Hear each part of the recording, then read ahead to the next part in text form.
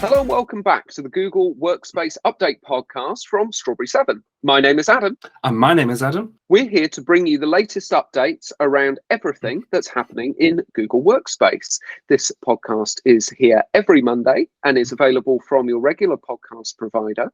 We also have a video version of this podcast available on our YouTube channel, youtube.com/Strawberry7. Let's get to it. On with the show. Adam, I see you're in different attire today. I am indeed, yeah, and you are also in different attire today as well, Adam. So for anybody watching our video podcast, you'll see that we are dressed out of uniform today. It's a little bit unusual. I'm away at a trade show and we're actually filming this and recording this on a Saturday, and Adam is not in his uniform because it's a Saturday. It's not a work day for us, so we're both out of uniform, but in clothes, thankfully for our viewers. So, yes. Anyway, let's get on with the updates here, Adam. And yes, please kick off. I think with a Google Sheets update. We've got some updatelets, haven't we? Is that right? We have a couple of little updatelets today, and the first two, in fact, are for Google Sheets. With Smart Canvas, you're currently able to quickly add people and files into Google Sheets with smart chips on the web. Starting this week on mobile, these chips are treated like linked text and will show relevant hover cards and context menu items.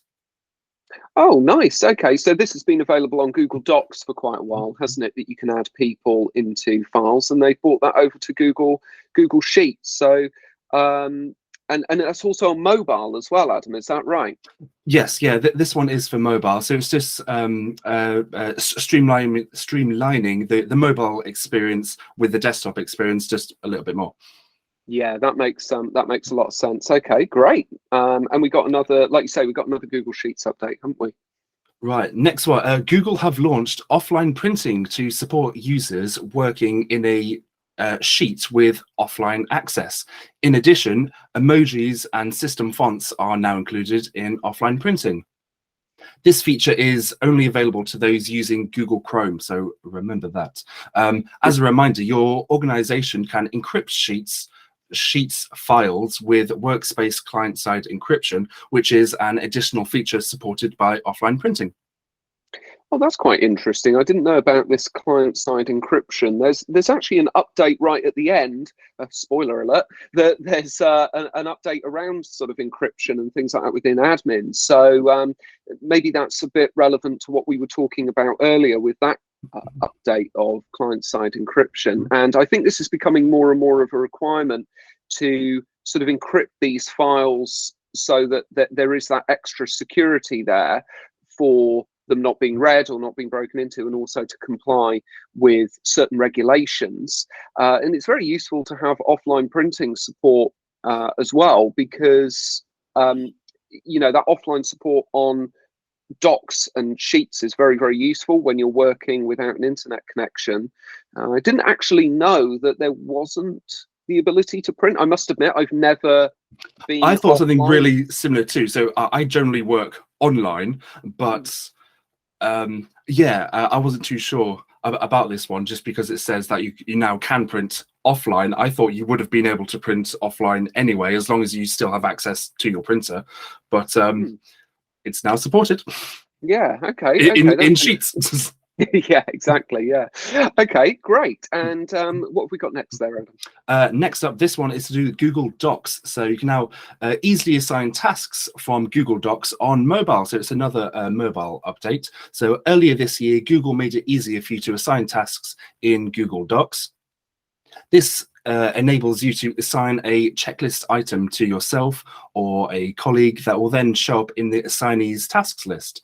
When edits are made to an assigned item in tasks, such as a change to the title, due date, or completion state, those updates will show in the doc, and vice versa.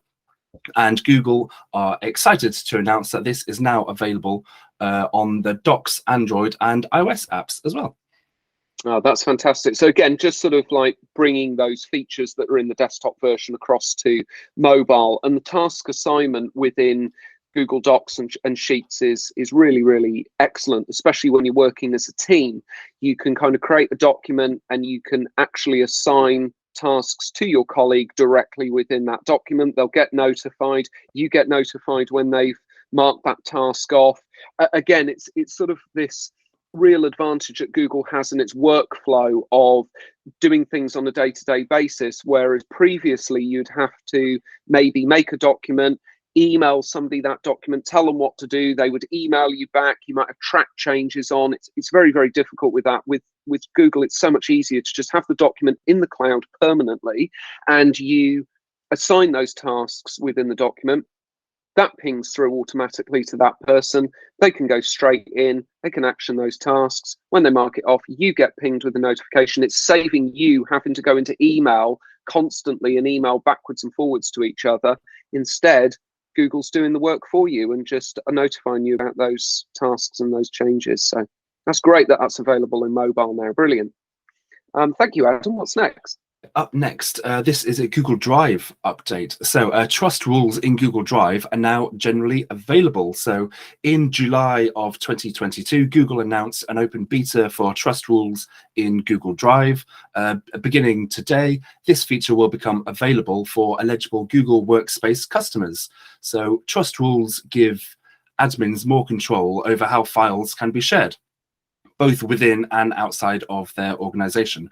For example, admins can limit what specific departments can access versus other parts of their organization. To get started with this one, for admins, eligible admins can enable this feature in the admin console by going to Rules and then turn on Trust Rules. Okay, so that's interesting. So this is a feature around kind of giving more, like you say, giving admins a bit more control over those files. It's something we've actually talked about in one of our previous updates, isn't it?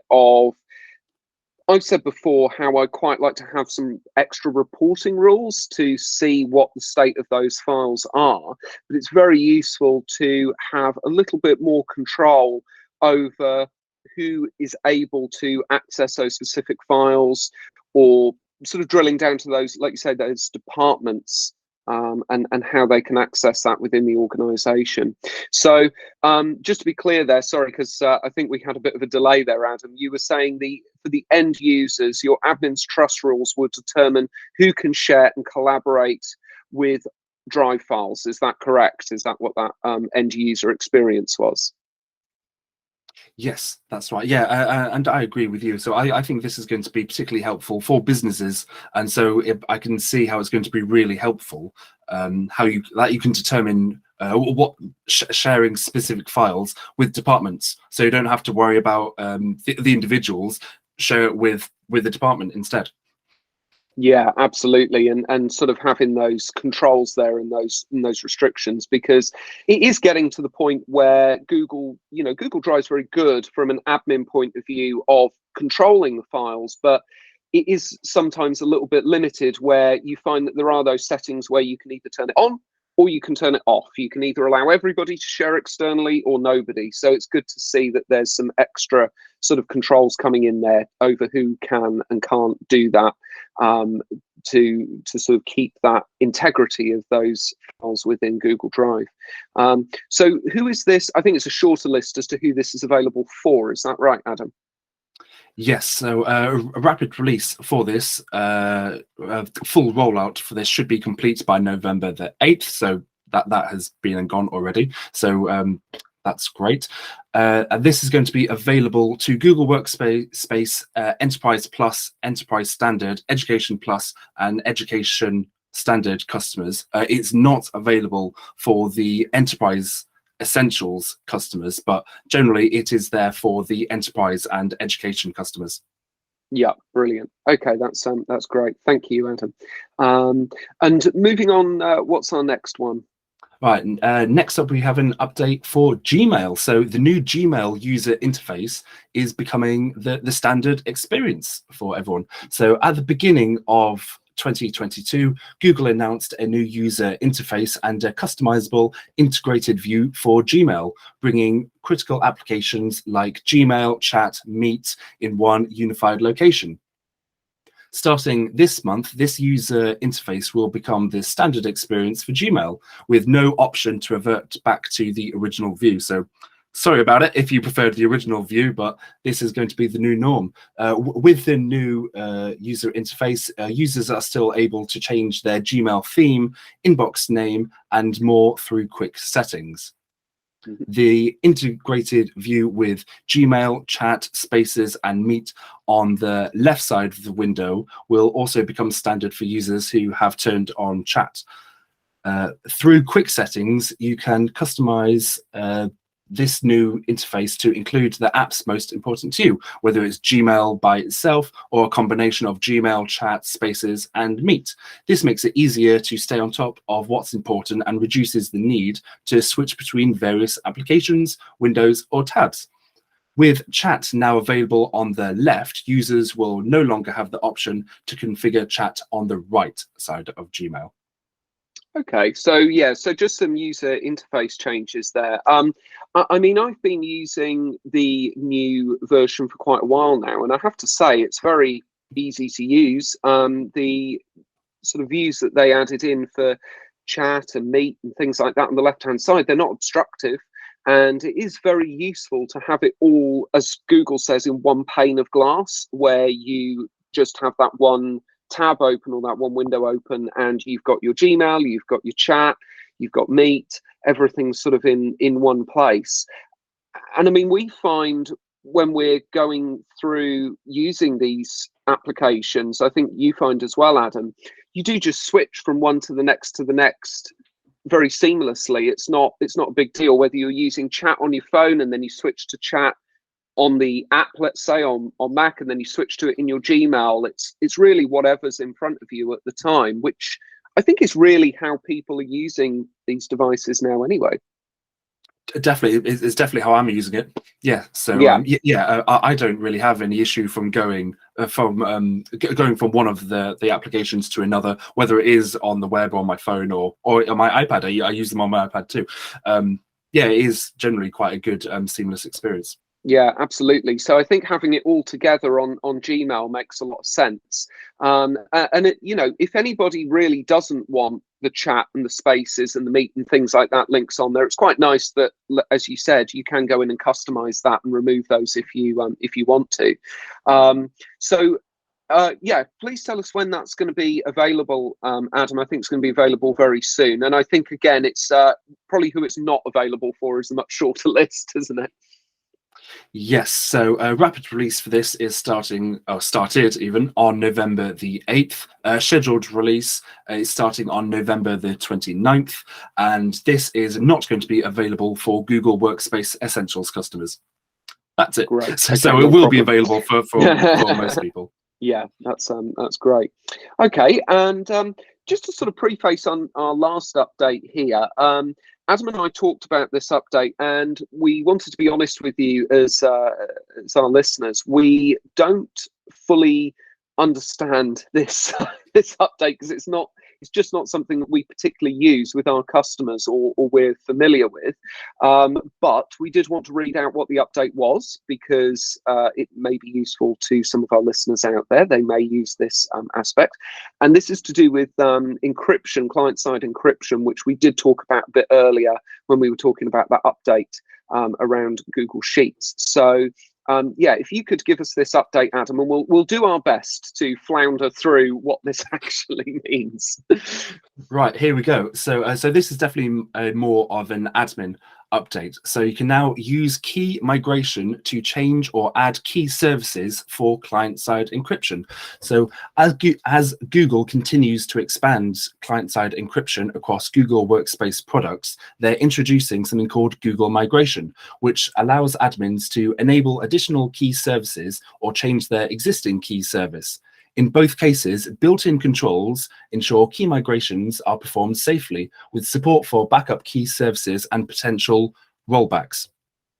These ensure encrypted data remains inaccessible to Google, and fidelity is maintained through the migration process. Client-side encryption gives admins direct control of their encryption keys and the identity service that they choose to authenticate for those keys.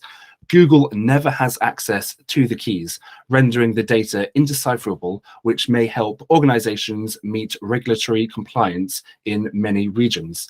This update gives admins the flexibility to perform key rotations that best suits their organizational policies, including having different key services, or resolve key services availability issues. Customers can add a new key, assign it to an organizational unit or group, and migrate any content encrypted by the previous key to be encrypted by the new key. During this migration process, the new key is backed up by an existing key as a safeguard mechanism. Once customers are confident in the new key and have completed any migrations, they can remove the backup key. Additionally, this release provides more granular control for customers in maintaining their encryption keys by accommodating situations where they may choose to switch key service providers, more from on-premises to a managed service, and migrate encrypted content. Okay, great. Listening to this again, Adam, because we did talk about this before recording, listening to this again, I think I understand this a little bit better. I think this is mainly around people who are, or admins who are wanting to actually change the provider almost of their encryption keys.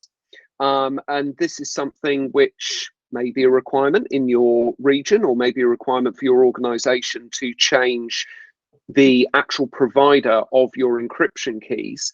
And I think Google is just simply creating a migration pathway for people who are in that situation, admins who are in that situation, so that they can migrate from their existing key provider and their existing key service to a different one safely and without having that risk of interruption of service, and doing that in a safe way where there's those key backups and encryption key backups. So the other important factor here is, like Google says, it's keeping the integrity of those encryption keys by saying that Google doesn't have any access to those encryption keys at any point and isn't able to effectively decipher the information. So that is very, very useful for compliance in certain regions. We were talking about possibly GDPR compliance, but also around cyber compliance for insurance purposes or for certification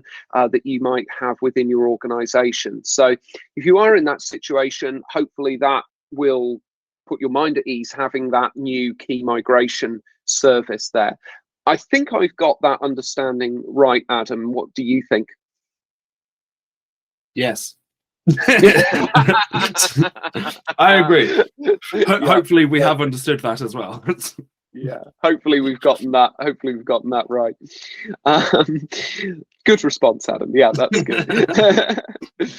Okay, what's the rollout on that, and who is I think it's available for very few customers because it is a very high level sort of update, isn't it? But when is that coming out, and who's that available for? So a rapid release and scheduled release is starting on November the 10th, and this is going to be available to Google Workspace Enterprise Plus, Education Standard, and Education Plus customers. So just those three. Yeah, okay. Another interesting sort of mix of who they're making these high-level updates available for, because Enterprise Plus, definitely, I could understand that. It's interesting that Education Standard is in there as well, though, because you can really see that Google are trying to make sure that as much as possible, education institutions that need to comply with these regulations, because they're essentially government organizations, are able to do so.